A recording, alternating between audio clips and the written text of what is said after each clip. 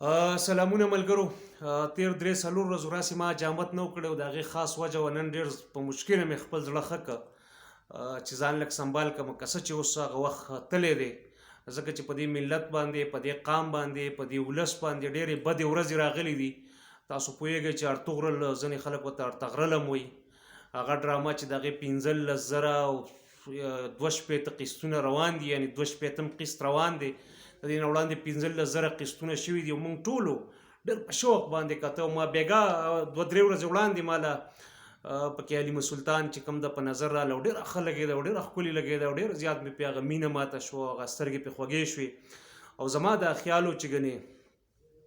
زما نه بلکې دا د دې ټول ولس او د دې ټول ملت او د دې ټول قام خیال و چې دغه ښځه به بلکې دغه پیغله به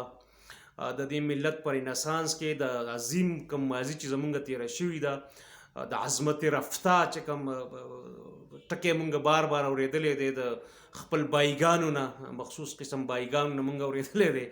زمونږ دا خیال و چې هغه به دغه عظمت رفته به بحال کړي، هغې په یو ایډ کې کار کړی دی او زمونږ هغه ټول خوبونه زمونږ هغه ټول ارمانونه زه به هغه ویډیو په دې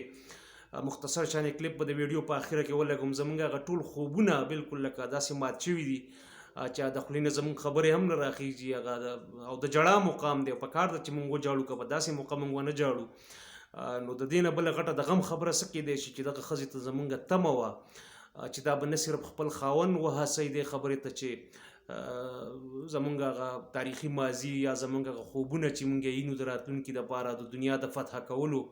خوبونه، د دنیا د زیر کولو خوبونه، د دنیا د غلام کولو خوبونه او د ټولې دنیا باندې لکه خپل راج او خپل بدماشي او خپل بربریت یعنې څه چې موږ غواړو چې یاره زموږ وې نو هغه خوبونه زموږ مات شوي دي ځکه چې هغې د برا په یو اشتهار کې کار کړی دی، یعنې د بریزر، یعنې دا څومره غلط لفظ دی، یعنې سړی حیران شي چې د دې هغه نوم اخیستل سړي باندې څومره بد پرېوځي. نو پاتې شوله په دغه اشتهار کې کار کول او که دې مونږ ته ویلي وی د خدای تعالی ظالمینو مونږ به دلته چندې کړي وی، په لارو کوڅو کې به میلانونه کړي وی، څادرې به هم غوړولي وی. ولې دا د ملت شریک غم دی نو مونږ به دا چرته هم نه وی پرېښي داسې بې اثرې که د پیسو دپاره دا کار کړی او که دا کار دی د شوق په خاطر کړی خدای مکه یا خپل هغه فلمي دنیا کې په ډرامایي دنیا کې خپل یو کرکټر یې جوړو نو دا هم ډېره زیاته د افسوس خبره ده. 2-3 ورځې ژوند دی دنیا او موږ یعنې څو صدۍ بعد موږ دا غوښته چې د ترکي نه به داسې یو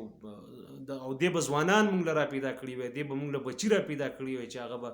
زموږ چې څومره مستي دي زموږ هغې ته خوبونه چې دا بیا موږ ته حل کړي وی خو د بده مرغه هغه یعنې په فحاشۍ او ریانۍ کې اخته شوه.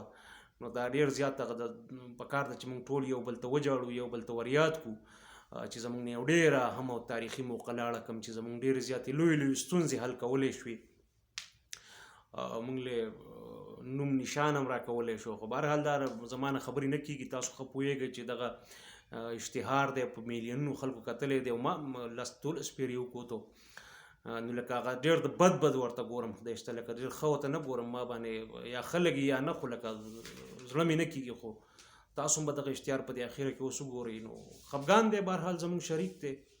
درد هم شریک دی. نو ستاسو ټولو کور ودان چې وخت هم راکړه.